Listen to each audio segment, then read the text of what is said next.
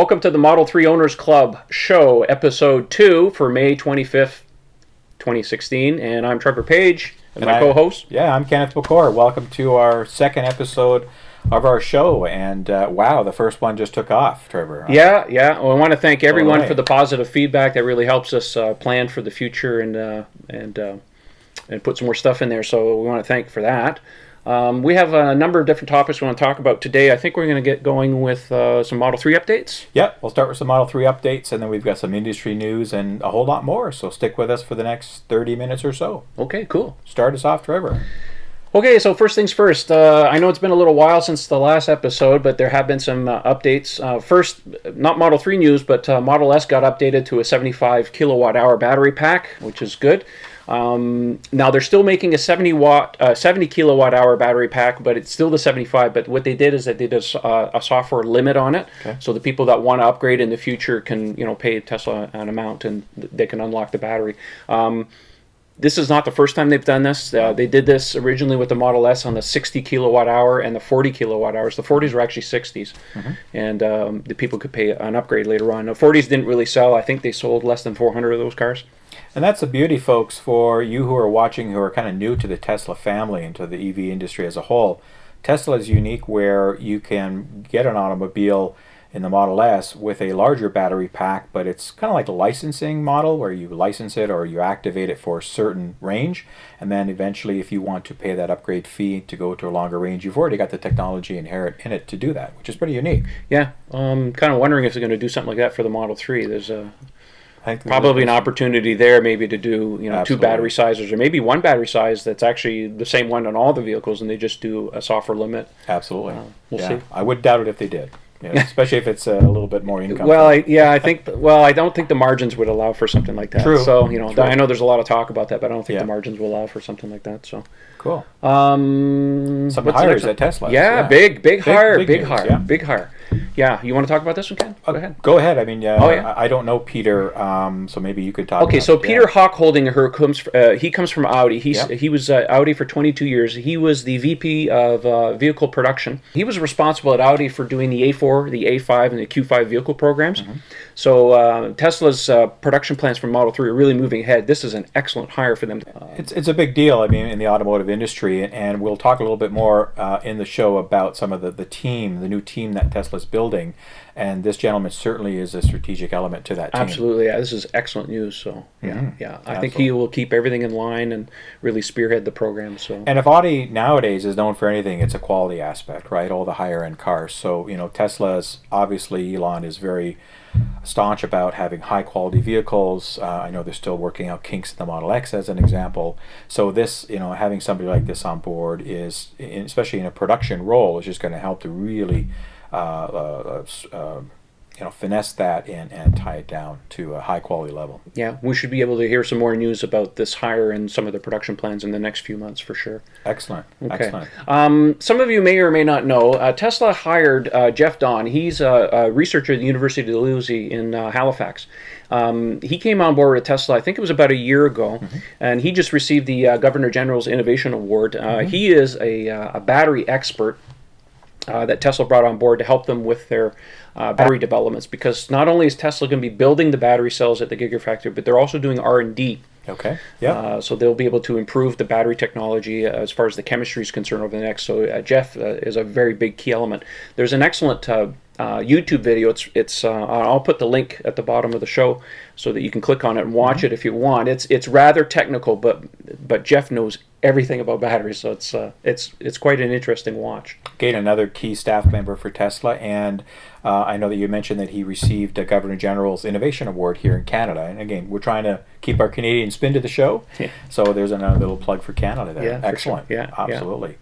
Since we're talking about batteries, there's been a lot of news about Panasonic and some of the others, and we've got some other talking points later on. But certainly Panasonic has weighted in on the whole Tesla future and said, look, we really want to continue this partnership. So they're doubling their investments in the Gigafactory as well. Maybe you can talk a little more about that. Well, in the last quarter, they doubled their investment in the Gigafactory, which is all indications are, of course, is that Tesla's trying to push the production up, at least 6 months on the program. So they really got to start building these battery cells out of the factory. Right now, they're building the Powerwall and the Power Pack battery home storage and industrial storage systems, but they're not making the cells. They're just making the enclosures and putting the cells into the battery modules themselves. But they've since stated that by the end of this year, 2016, that they will start cell manufacturers. So they need to start stockpiling for the vehicle production starting next year, so that's good. There's also some recent news too that Tesla's been hedging their bets a little bit. They've also approached Panasonic and LG Chem as well as potential secondary suppliers for battery cells, just in case. So it's always good. I don't think they'll probably lean on them too hard. I think it's going to be mostly Panasonic for they'll stay with Panasonic, continuing to do these a little bit bigger, I guess, for the Model definitely 3, for Model 3. Yes, yeah. The energy density is very important, so it'll be a bigger battery cell for sure. Yeah, absolutely. But Panasonic being the key supplier that they'll continue to move forward with. Absolutely. I mean, having higher production needs is going to be a good problem for Tesla to face. Yeah. If the demand continues, for sure. We talked about some of the new hires. So you talked about the VP coming from Audi, but also, in conjunction with that, Tesla is building new growth team from scratch for the Model 3 production. So that's interesting. I guess Elon doesn't want to just sleep on the factory floor anymore. He'd like to get out and see some of the world. So he's going to expand his team. And this is another a bit of news we got from electrek.co source. And what is a growth team, you ask? Well, a growth team within a company is generally a small data-driven group tasked with figuring out how to scale the business. And we know that this is a challenge that Tesla faces now with their next steps to Model 3 production. Most often, the day-to-day work will consist of planning growth models and running them in simulations in order to develop the best possible way to expand. So now that Tesla plans to expand significantly in the next few years through the introduction, of course, of the Model 3 and as you mentioned, their energy products like the Powerwall and so forth, the automaker has started building a growth team from scratch. It started by hiring from Facebook and Uber, and I didn't realize the Uber acquisition, but had to go back and look at that. Two of the best examples of optimizing growth through growth teams. Tesla's new growth team will have plenty of data to play with after the company received, well, this article says over 400,000 reservations, but of course we know that was readjusted back to the high 370s range. This data will be useful to determine the best way to expand Tesla's user base, which more than quadrupled through the Model 3 pre-orders alone. And that's fair because I believe, I'm not trying to remember how many of Tesla cars they have actually shipped. Is it 200,000 worldwide numbers? Right now I think it's probably in the 120,000 vicinity of Model S. Model S. Well, Model X doesn't really count a few right Model at this X, point. Yeah. And then some Roadsters from previous generations. Yeah, that's actually not including the Roadsters. That's just the Roadsters. Model S. Yeah. Okay. And one thing we talked about in the first show, and that this article reiterated, is that Tesla did confirm that over 93% of Model 3 reservation holders are from new customers to Tesla. So this is something that only 7% of their existing customers that had already owned a Model S or a Roadster or an X before placing the reservation. So I'm sure that a lot of our viewers out there fall into that 93%. At this pace, again, as you just mentioned, it stands about over 100,000 owners for Tesla user base. So the biggest challenge for Tesla is going to be manufacturing as they plan to jump their production rate from at about 50,000 vehicles currently a year, or at least from last year to over or somewhere around 500,000. They're aiming for 2018. That's an aggressive target. Yeah. You've got a little skepticism there. Tesla is expected to announce some big manufacturing executive hires, like we've heard from Audi and others in the coming weeks, and this growth team will be critical to their success. Absolutely. So it sounds like they're bringing in the right people. We all know that there's rumors about Apple trying to get into the game as well, and people fishing in the same ponds. Anything else you've heard about that? I think the hires, interesting enough, from Facebook and Uber are interesting, given that these are businesses that have grown very, very quickly, and hiring from the Silicon Valley startup mentality is a really good way to go. Of course, they also need manufacturing capabilities as well. So pulling in hires from the big auto manufacturers is a good sign as well. I don't think Tesla's fooling around. They really want to hit these targets, and they're doing everything humanly possible. I think it'll take some time for them to get there. They may not necessarily meet the targets exactly, but I think they're going to come pretty close. They're pretty serious about this. A lot of it also depends, of course, with making sure that the suppliers come online and making sure that they have parts available and so on and so forth. And that's why, of course, we spoke about that before as to why they need that line in the sand to say, this is our drop dead date.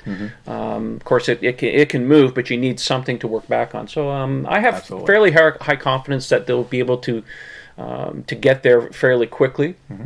But 2018, it's I mean, it's a tenfold increase in what they're doing right now. So it's a pretty lofty target, but wish them all the luck in the world. And it's coming up fast because we're already end of May, 2016, and I just can't believe how fast. Month and a half already after the Model 3 reveal, and things are already moving. So these guys are very serious about this. Absolutely. They're making investments, and there will be more news that we'll report on as we get it.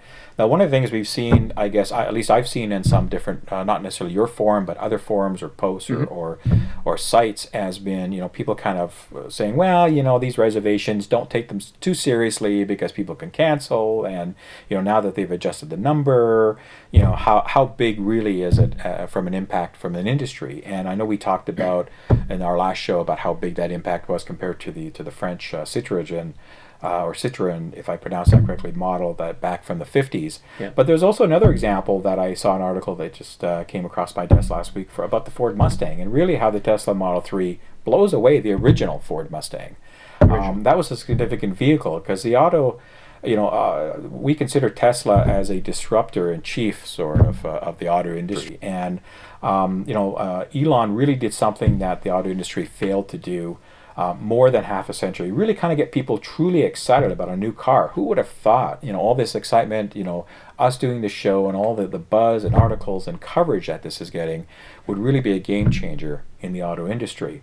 So inside of the fact, of course, that almost 400,000 people dropped $1,000 down as a deposit because they were serious. So the last time the auto industry saw anything like this, I'll give you a hint on the year. The Beatles were at the top of the Billboard charts. Lyndon Johnson was in the White House for our U.S. Viewers there. And the tragedy of Vietnam had yet to sear America's psyche. The car that did it was, of course, Ford's original Mustang. And we've got some pictures here of what that car looked like. It was primed by a superbly executed publicity campaign that included ads in almost 3,000 newspapers, cover stories in Time and Newsweek magazines, the first ever Roadblock TV ad on CBS, NBC, and ABC, so all the big three networks at the time were airing these ads, and star billing at the 1964, there's our date, New York's World's Fair. At that time, 22,000 frenzied consumers placed orders for the Mustang the day it went on sale. So that's 22,000 compared to what happened with the Model 3, even on the first day it went on sale. Now, there's one guy who beat out 14 others for a car because he slept in it overnight at the dealership until his check cleared. I thought that was a hilarious story. Here's my check. I'm staying here till it clears. Well, the Model 3 just blew the Mustang away. Of course, cynics are quick to point out that when the Mustang launched, Ford was a proper grown-up automaker, while Tesla, Tesla's financials, like self-landing rockets of Musk's other ventures, SpaceX, seem to defy the laws of gravity. So, however, whether Musk is another Preston Tucker or the next Henry Ford, he's achieved something remarkable, and it's not that he's created an auto company from scratch, it's that he's captured the lightning in a bottle for which automotive marketers around the world would sell their souls for, and that's what we're seeing. He's made tech-savvy 21st century consumers fall in love with the idea of owning an invention that defined the 20th century, a car. Model 3 mania, I guess as we can start calling it, has really been at the core of is now at the core of the modern automobile industry. It's a business often run by engineers and accountants who rely on system and processes to create and manufacture a product that sells on emotion. Consumers' decision to purchase a car is always rationalized, but rarely rational. Come on. Do we really need to buy that Roadster that's parked in our driveway? Was that an emotional or a rational decision? That's right. It's all good, though, no matter what you bought, why you paid for that. So, it's almost like the fashion business to a degree from that perspective. So really the Tesla phenomenon underscores a deeper truth about the auto industry, that consumers can relate to an automotive brand that clearly stands for something. And Tesla doesn't do marketing. I mean, look at that launch, right? They didn't do any marketing. It doesn't spend vast sums on advertising. It doesn't appear, at least I don't see it sponsoring a race team yet. Nope. I know there is an EV now series of Formula One, I believe, that's out there. Formula E. Formula E, sorry, That's right. Formula E, Yeah. but very fast cars. And it doesn't back high-profile charity or put on rock concerts, things like that. It really is makes game-changing cars that rely on performance, style, usability, and desirability. So I thought that was a pretty unique article, and I hadn't even thought about the Mustang being one of those potential game changers at the time. I know the Mustang firsthand because it was the Yep. very first car that my father bought. He Is bought it? a Okay. 1968 fastback Nice. with the with the burn your thighs off seats in the back. I remember as a kid sitting Yeah. in the back, and it was a dark blue, and my dad loved that car. Exactly. Yeah. The beautiful cars. So again, just for some of you viewers out there that are kind of pondering, and you're reading all the and you're hearing some of these potentially negative statements from other articles and other sources about, well, it's just a fad, or how many, was it really that many people that are going to buy the car? When you compare it to other milestones in automotive history, this is a pretty significant event. Absolutely. Now, we talked a little bit about Model 3 and of course, Elon's idea of innovative simplicity. So, obviously, they're going to ramp up quite heavily the schedule to meet the Model 3 demands. And to do that, it's got to be designed with simplicity in mind. Yeah. And, unlike the Model X, which, again, is a bit challenging from an engineering, right? We talked a little bit about that on our last show. And they're still working on getting out some of those kinks. So, obviously, the simpler that you can design, engineering, and build this car, the faster you'll get it through production and the higher quality it'll be. I believe so. Absolutely, yeah. So we've got a growth slide that we're putting up here that talks about where Tesla's projected to grow, and they really have spectacular growth plans. So not only from some of the hires that we talked about that people they're going to bring in to help with those growth, but they want to aim to sell 500,000 of their cars by 2020. Maybe that's adjusted down to 2018 now.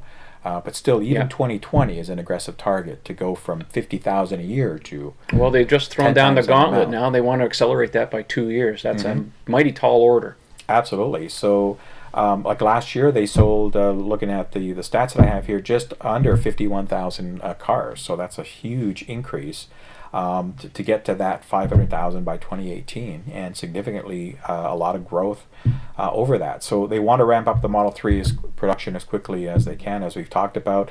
The things like setting those hard dates for suppliers is one step, bringing in these hires. Obviously, before they launched the vehicle, they had a production version and they had engineering in mind to get to that step. The first reveal, what they showed were what they call engineering validation prototypes, Right. which is basically after most of the engineering is basically complete, you basically build a car to those specifications and then use it for validation on your engineering. Any tweaks that you do after that are done. The next one really is called a validation prototype, and that's really a production vehicle essentially that can go into production. We suspect that we'll probably see validation prototypes early next year. Of course, they have to do tooling. They were hoping to be able to get the first parts off the production line sometime in April of next year, if the tooling is finished by June, as they say, and they start tooling over the next 9 months. Is that typically, in your opinion, when they would do their second reveal, and at that point in time? Have a more polished No, I car, think or? typically what Tesla's done as the second reveal, if we go back in history a little bit, if you look at the Model X, I mean, the Model X, the second reveal was at the end of September of last year, but the car really didn't go into volume production, any kind of ramped up production, until about November, December timeframe, right, so there's right. a bit of a gap there. Now, I would suspect it'll be accelerated for the Model 3, and because of the backlog of the orders that they have to fill, that we'll probably see a second reveal probably closer to summertime. Okay. Summer this year or next year? No, next year. Sorry, right. yeah. I had my hopes up there. Yeah, no. Yeah, sometime in the summertime of next year, so that people can, firm up the order, so that Right. if they do start producing, let's give them a little leeway. Let's say a couple of months after the July, so say September.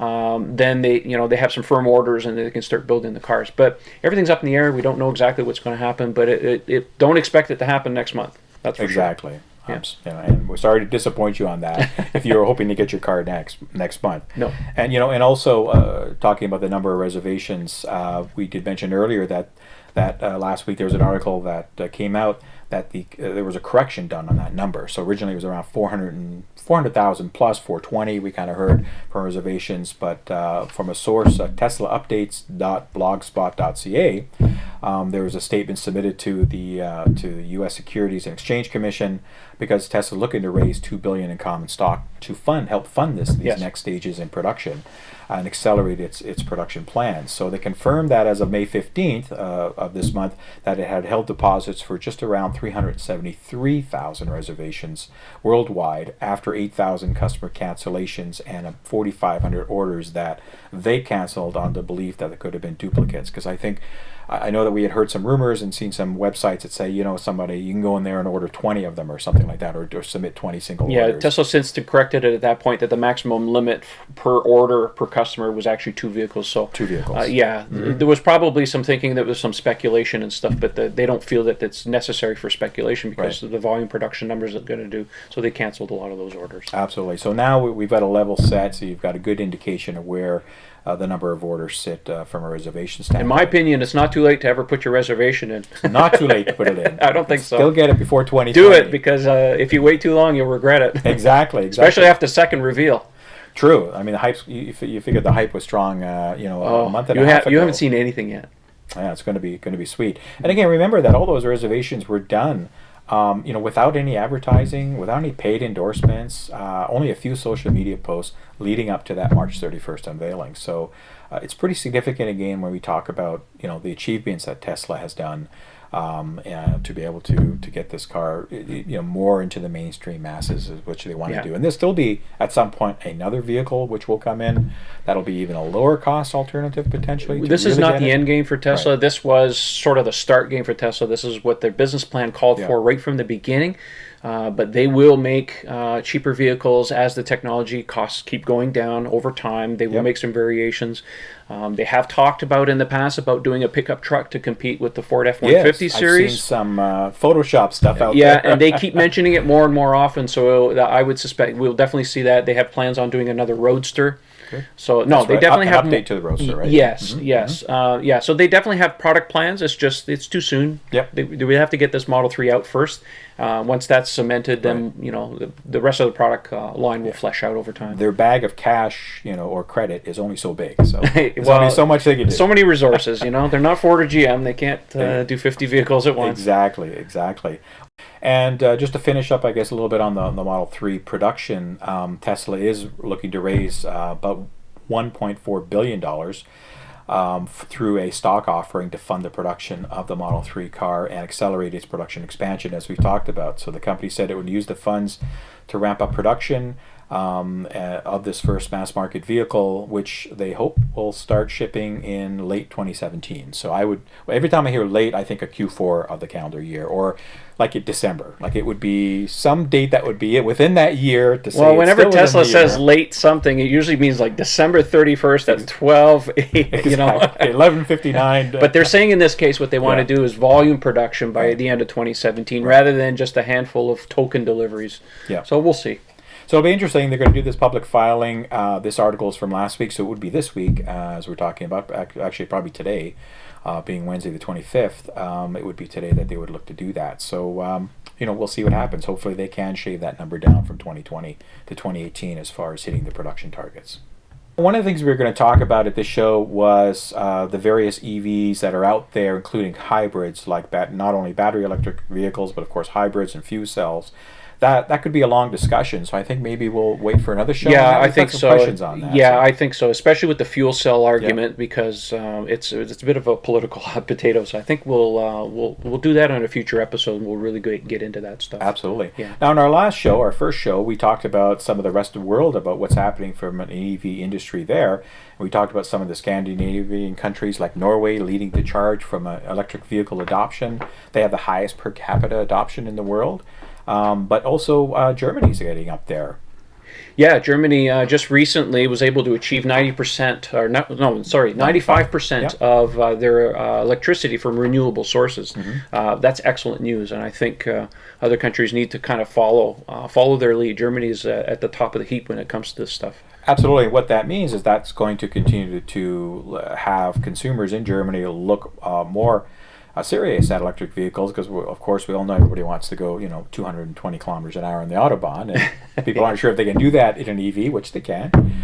So I think as they continue to increase their adoption of electric vehicle sources from renewable and clean energy and safe energy, then I think we'll see EVs continue to follow suit in that matter. So that's absolutely great that the rest of the world's doing that. Yeah. We talked about the battery stuff for LG and Samsung as well was the other one I think that you mentioned, that they are going to be a potential partner in the battery side, right? Yeah, Samsung supplies the batteries for the BMW i8 and the i3, Yep. and LG Chem is going to be the primary supplier for the Chevy Bolt. For the Bolt, okay. I was They wondering also make about the that. batteries, Yeah. if I remember correctly. I think LG Chem makes the batteries for the Leaf as well. So some other articles that we picked up, we spent a lot of time scouring the web. It's not only the owners forum that is a great source of information, but there's a lot of other websites and feeds that come in, so we try to scour it and find stories that are relevant. And there's one that I saw, there's a few that we'll talk about now, but one that I thought was pretty pertinent for those who aren't familiar with Tesla specific and how they make their cars and manufacture their cars from a safety perspective. I know that in the Model 3 launch, Elon said that they were going to have a 5-star safety rated vehicle from a testing perspective, and that is a hard factor to achieve based on, because they've expanded the scope of those tests over time, correct? I believe so, yes. The industry. So, I mean, he's referring to a North American standard. There Correct. are different standards for Europe and Yes. Asia, I believe, but I think North America is probably more diligent in their standards. I think they're a little bit more stringent in their Yeah. stuff, and Tesla is always trying to make a point of that they want to reach a 5-star category rating. A 5-star rating, in every category, not just a few or an overall. Like frontal offset and all these kind of different ones. Everything, intrusion on the side Yeah. and stuff. Yes, it's particularly important. It's a hard feat to do. So, case in point, this is a source from an article from Electrek.co. That's you. Earlier this month, an 18-year-old took her father's Tesla S for I'll insert joy ride here in this sentence, with 4 of her friends in Pullach, Germany. She was reportedly driving at a excessive speed, well, I don't blame her, and lost control in a turn. The vehicle jumped off the road and it flew about 25 meters, or 80 some odd feet, through the air, then subsequently crashed in a field at full speed before rolling over at least once. And you're viewing some pictures as we're describing this here. It takes a lot of speed, obviously, to flip a 5,000-pound vehicle, right? Because they're heavy, like the Model S, and it has a very low center of gravity to boot, so it takes a lot of effort. But fortunately, despite the severity of the crash, none of the 5 occupants in the Model S died. And if you're seeing these pictures that we're putting up, it's pretty eye-opening as far as the damage that was done to the vehicle. In fact, all 5 were able to exit the vehicle on their own power without any help of first responders, though there were some injuries that were serious but not life-threatening, and they were transported to the hospital by a local helicopter. As you can see, the pictures show that the front end of the Model S is completely destroyed, Correct. while the cabin itself remains whole. And this is a key safety factor for Tesla, which Trevor will explain in a sec. Again, it highlights the importance of a large crumple zone like the Model S has. And of course, they have their front trunk, or frunk, as it's called. Yes. I have to get used to that. Something easier to design with electric vehicles due to the lack of engines. So these are pretty vivid pictures, and I know that Elon wants to take that same engineering and safety methodology and incorporate that into the Model 3. Absolutely. Yeah, the crumple zone situation was something that was right at the top of the list as far as the safety features with the Model S, and of course with subsequent vehicles that they've designed. Obviously, with an EV like a Tesla, for example, that doesn't have a large engine in the front, that it not only gives you opportunity space in the front for storage, but it acts as a large crumple zone in the front of the vehicle. On the sides of the vehicle, because if you look at the frame of the vehicle, it's largely aluminum extrusions, and the battery pack underneath the vehicle also acts as a stress member for the vehicle. Yes. So in tests, and hopefully I'll be able to show a picture, especially from the Model X, when they've done side intrusions on the vehicle, that it's extremely, extremely safe from side intrusions as well. If I remember correctly, Jeffrey Katzenberg, who owns a Model S, who's one of the Yes. Hollywood executives. Yes, that's right. Yeah, suffered a Trying to think of T-bone. his name, yeah. He suffered a T-bone accident a few months ago, and he walked away with a broken wrist. Wow. And he attributes that to the safety of the Model S. So not only your standard airbags that'll be prevalent, you know, they'll probably have 8 or 7 airbags or whatever the case is now, 6, lots of them, all over the place, and even in these pictures that you just saw, you know, you could see a lot of how the airbags deployed as well. But you've got the frame, as Trevor mentioned, you've got the engineering behind that, the crumple zones, all to garner these 5-star ratings. So it's pretty impressive, and you know, it'll just be something that when you're driving the Model 3, you know, in a year or so, whenever you get yours, that you can feel a bit more confident in the safety element. Oh yeah, for that. There's no doubt.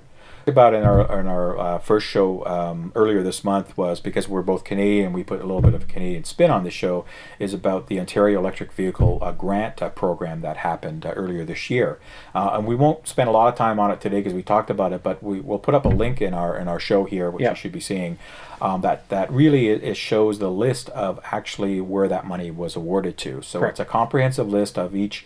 It could be a town, a municipality, it could be a business, or it could be just private companies within a geographic area that received X amount of funding to provide either level 2 or level 3 DC chargers. Correct. And if you can look at this list at your leisure and see that it was actually done pretty good. There's a lot of level 3s that'll be coming on board, which will be exciting. And this is independent of Tesla's supercharger program as well, and destination charger program as well. You were mentioning to me a little bit earlier about the en route situation. Because en route is a series of service stations that are on the 400 series highways.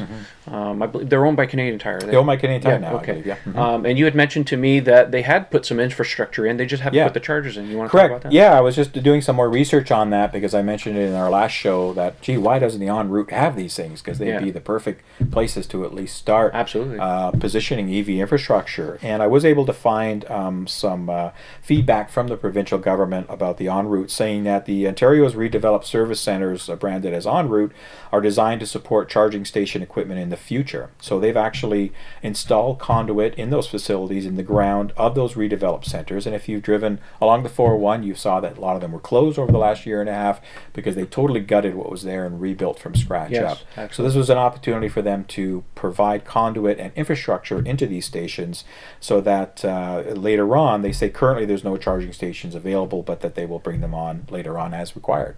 So that's good news, at least. Yeah, I like that. That's good. That the government thought of something. So it's not just superchargers. It's not just superchargers. So that's good. Exactly. Yeah. So that'll be good. So from a Canadian perspective, there's a little good news there. And also, I've got a picture that Trevor will put up here. I was in BC last week for some business, and the hotel that we were staying at outside of Victoria, I just walked out and saw 2 Tesla supercharger stations, or destination chargers, and then also a level 2 generic or more generic EV charger. Yeah. Again, this was in a hotel that was not on the beaten path, north of Victoria in British Columbia. Beautiful area, and Big Bear is actually the Westin and Big Bear. But I was really surprised to see it. It kind of caught my eye. So. Yeah, I'm seeing them more and more as I travel in different places. Some of the malls, obviously there's going to be some deployments at Tim Hortons and stuff. So, it's. I mean, look, the electrical grid is everywhere, so it doesn't take that much to actually put these chargers in. It's not like a gas station where you got to dig up the ground, do environmental studies, and you just put them in. Those kind of destination chargers and putting in the chargers in where people go, like places like in Collingwood at Blue Mountain for skiing over the winter. They're quite prevalent. Yep, and they're going to become more popular again as more funding. And on that funding note, we talked about the provincial, but then you were mentioning as well the rumors from a larger federal perspective about some funding that could be coming down. Well, nothing's been confirmed yet, but there was the Ontario Environmental Plan was leaked. I think it was to the Globe and Mail, and it was talking about that the government was planning on spending about $7 billion over the next 4 years on its environmental plan. Now,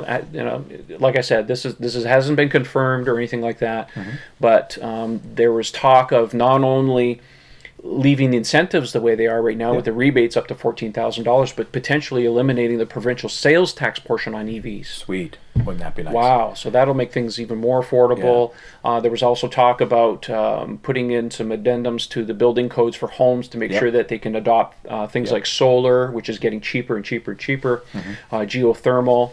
The big controversial one was the possible elimination of using natural gas for heating homes. I don't think that's really going to happen, but you have to put it on the table for discussion, I guess. So hopefully in the next little while we'll get to see this in a more finished form, and gives us something to talk about, I guess. And the building codes is I heard at a conference that I went to as well, and they're looking at, let's just install your standard, I forget the plug type again, your dryer or stove type plug in the garage. NEMA 1450. Let's just start putting those up in the garage as standard, so that whether you some municipalities are actually, that's already in the building code right now. If you're going to build a home, the panel, and, put it in, and then it's not that expensive to do when you're building the home right now. Absolutely. So absolutely great. One of the things that we'll go on, I guess, to some Q&A to kind of wrap up our show for today, because there's so much information. We try to just kind of tailor it down to what we feel is relevant and pertinent today, and something that we can fit in around 30 minutes as well. Otherwise, we'd be here for hours. But we've had some questions about EV ownership and the return on that investment. So how does EVs really compare to an ICE vehicle when you look at the long-term investment of that vehicle? And we'll put together something for our next show, which Trevor has a spreadsheet calculator that we'll share, and we'll go through a real life example using my vehicle ownership as a case, and talk about how those numbers can help. So we've had some emails on that, and just hold your thoughts, and we'll get back to you on showing that in our next show. Yeah, absolutely. And I know that you have talked to other people about that as well. Experiencing. On the email, we wanted to get to some of the emails. We do have an email from Erica, and Erica wrote, I think you guys do a great job. Thank you very much, by the way, for all the comments that we've received so far from our first show. I was just overwhelmed. The number of views continue to climb, and the great comments. We don't work in the TV industry, so this is just off the cuff for us in doing that. So we try to be as professional and keep this show, using the technology we have to make it a good production. But we do appreciate all your feedback, and we thank you very much for all your positive emails and comments so far. But Erica asks us about the Model 3 battery pack. So is it protected when you have to drive through high water? Great question if you lived down in Houston earlier this year, for sure. How does that happen? So the battery packs on these vehicles are not waterproof. They are water resistant, but I certainly would not want to go driving through a big puddle. There was one report on a forum where one of the fellows had bought a Model S on as a salvage, and the battery was completely trashed after he took it apart, and he just could not resurrect it. So they're not waterproof. Okay. So, but they will do things like small puddles or in the rain. It's certainly not an issue. But if you have a flood. Don't be driving. Don't be driving it. So I guess there is obviously, I forget what the clearance is on the S as an example. I mean, I know some of them have adjustable suspension, air ride, so you can go up and down with it. But the air rides are adjustable. So you could go through a slight puddle. Obviously, when we get some heavy downpours, there might be some puddling that happens, pooling of water. It would be safe from that perspective. You're talking about a complete submerger, of course, for an amount of time, like a few seconds, or any idea? Probably, if you're driving through a thick puddle of water or something, I don't anticipate it being a problem. I mean, the batteries are sealed. They do have a sealant on the cover. And the contactor type of area is kind of water resistant, but it's not something I would want to leave a car submerged for any amount of time. This salvage car was submerged under water, about that much water, and it had soaked the inside of the vehicle, and it completely trashed the battery. Gotcha. Well, thanks, Erica, for that question. And we also had another question earlier on from Russell in the U.S. talking about high-rise complexes and about getting chargers put in for high-rise complexes, and asking about how that could be done. And basically, there's not an easy answer to that question. Most high-rises are condominium corporations, or they're strata in the U.S., or they're maintained by some sort of board. And basically, to get some sort of EV charging infrastructure within those areas, you would need to go through whatever the management framework. If it's a public co-op, then whatever the corporation or the level of government that's managing that, and you would have to deal with them as far as funding, as far as availability of a site to do that. Obviously, in some, especially in Manhattan or something, where parking is a premium, you may not want to take away, two $50,000 value parking spots in a high-end condo and make them EV-only chargers. The board may not want to do that. So, have you been asked or seen any examples of that here? There have been some talks and stuff. Obviously, it's a problem in China because most of the people don't live in individual homes. It's mostly high-rise condos. Tesla will work with you for those types of things if Yep. you need those kind of things. But yeah, it's definitely something you have to talk to your board. If you live in a condo, it's always a concern. Some condos are a little bit more flexible than others. It's just something you're going to have to talk to your Absolutely. to your condo or your property management, I guess. Yeah, so that's the easy answer. If you live in a condo, talk to the property manager or the board and see what you can do from there. There are avenues. There are. Wish we had better answers. Yeah, and there probably is, local, state, and other areas of funding, not just, and we talk about Ontario, but certainly throughout the rest of Canada and the U.S. and other areas where there's funding available for that. So absolutely. And our last question that we got in recently through email was an interesting, from a Canadian perspective, about somebody looking to maybe purchase a Model 3 in the U.S. and bring it up to Canada from an import perspective. Correct. Maybe you could talk a little bit about that. This has been discussed before. Some people are interested in taking delivery at the Fremont factory, and this is available for U.S. residents. Unfortunately, it's not available for Canadians, and the reason has to do with if your permanent residence is in Canada, you must register the vehicle here in order to drive it and get your licensing. If you're going to import a vehicle from the U.S., you must go through a process of paperwork and inspections, and the vehicle must adhere to our standards. Like, we need things like daytime driving lights. The seat belt buttons, interestingly enough, must be red. They can't be black or another color. Little things like that. I saw your email response. I never realized that particular part. And then what happens is that there's a website called riv.ca, and this is where you can get all the information about importing a vehicle into the country. Interestingly enough, they also maintain a list on there of all the manufacturers and what models are allowed to be imported and which ones are not. And Tesla does not allow any of their vehicles to be imported into Canada. So if you're a Canadian reservation holder or you're thinking about a Model S or a Model X, you have no choice. You have to buy it in Canada if your residence is in Canada. If you maintain, like George said in his email, that he has a residence perhaps in the U.S., you could certainly buy the vehicle in the U.S. I don't see a problem with that and taking delivery, but the vehicle really must stay in the U.S. It cannot be imported into Canada and maintained in Canada. You can certainly drive across the border and then go back, but you can't bring the vehicle across and then register it in Canada because of the inspection process. So I don't think this is a conspiracy or anything like that. I just don't think that Tesla has the resources up here to be able to handle the influx of vehicles for people that want to import it and so on and so forth. Right. Personally, I don't think it's that big of a deal because things the dash, everything is electronic. I mean, it's just a matter of switching on little features in the vehicle with to do things like daytime running lights all the time and the speedometer in kilometers as opposed to miles. Those are little things. So I don't think it's that big of a deal. But I at the end of the day, I just don't think they have the resources to handle it at the time. That may change in the future. But to answer George's question, I think that's the simplest answer. Is unfortunately you can't. And the riv.ca is a good comprehensive website for importing any car into Canada, not just a Tesla. So generally the rules have changed a lot, and they do vary by model. They have I think for some models, like I remember the Nissan Skylines, you couldn't bring them in, now you can. So things do get updated, so you can check that out if that's of interest. But I think part of George's thought was maybe saving some money by buying it in the U.S. and bringing it up. Possible. There was also some talk about the CPOs, the certified pre-owned vehicles, which there are a lot of them in the U.S., but not too many in Canada. And thinking about going about, but you just can't because you cannot import them. So we're stuck in a lot of ways. If you're up here, if you want a Model S or a Model 3, you must buy through Tesla Canada. Yeah, and be supported there. Well, that was it for our emails, and we do thank you very much for sending your emails and putting your comments on our site. Please continue to do that. Trevor will put the email address again. It's just podcast at model3ownersclub.com. Yeah, absolutely. So please send us any final thoughts before we wrap this show. No, I think that's about it. I think we're trying to keep this one a little bit shorter, and then keep the pace going as best we can. So I want to say thank you for watching the show again. Absolutely. And if you have any questions or comments, of course, you can use the email address podcast at model3ownersclub.com. Don't forget to subscribe to our YouTube channel. It's very important. As well as consider joining our forum at model3ownersclub.com.